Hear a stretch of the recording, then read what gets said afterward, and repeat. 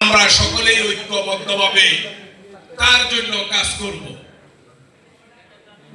আমি আশা করি আমি যেভাবে কিংবা বশির ভাই, সুমন ভাই সহ আমরা আরো যারা আছি আমরা সকলেই কিন্তু একটি কথা বলেছি যে ধানের শীষের পক্ষে কথা বলেছি। দেশনেত্রী বেগম খালেদা জিয়া ধানের শীষ প্রতীক, তারেক রহমান ধানের শীষের প্রতীক। গাজীপুরে যেহেতু কোর্টের রায়ের কারণে এই আসনটি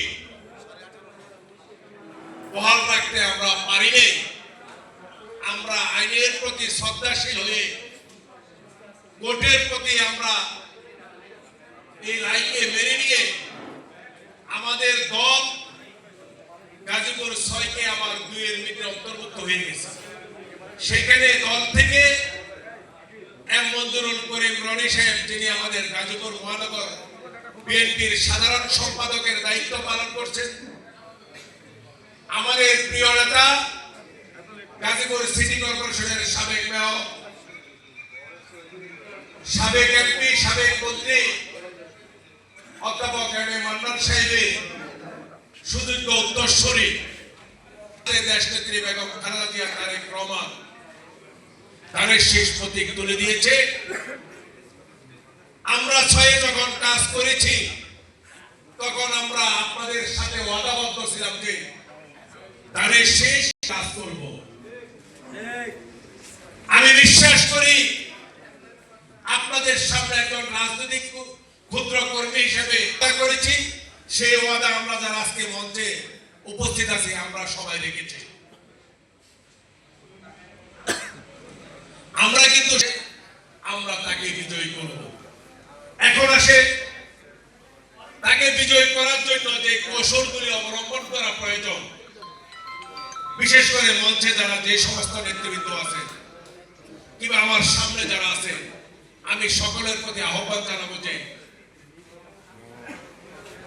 আমাদের প্রচেষ্টার ফল ধানের শীষ বিজয় হবে। আমাদের প্রিয় নেতা তারেক রহমান বারবার একটি অদৃশ্য শক্তির বিরুদ্ধে হবে। এখানে কিন্তু আমি জামাত ইসলাম কোন ফ্যাক্ট মনে করি না নির্বাচনে, কিন্তু অদৃশ্য শক্তিটা সেটা আমাদেরকে বুঝতে হবে।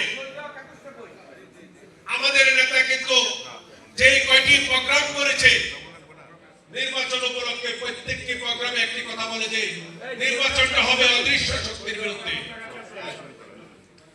কারণ অদৃশ্য শক্তি যেহেতু আমরা দেখতে পাই না, আমাদেরকে বুঝে নিতে হবে যে আমার ব্যক্তির আচরণ, আমাদের তারেক রহমানের প্রার্থী গাজীপুর ২ আসনে ধানের শীষ প্রতীকের প্রার্থী এম এ মঞ্জুরুল করিম রনিকে বিজয়ী করার আহ্বান জানিয়ে সকলেই আমরা আবারও বলবো যে ওই অদৃশ্য শক্তির বিরুদ্ধে যাতে আমরা নির্বাচন করতে পারি, সেই পথে আমাদেরকে যাতে সহযোগিতা করে আল্লাহ রাব্বে সেইভাবে কাজ করার আহ্বান জানিয়ে আমি বিদায় নিচ্ছি।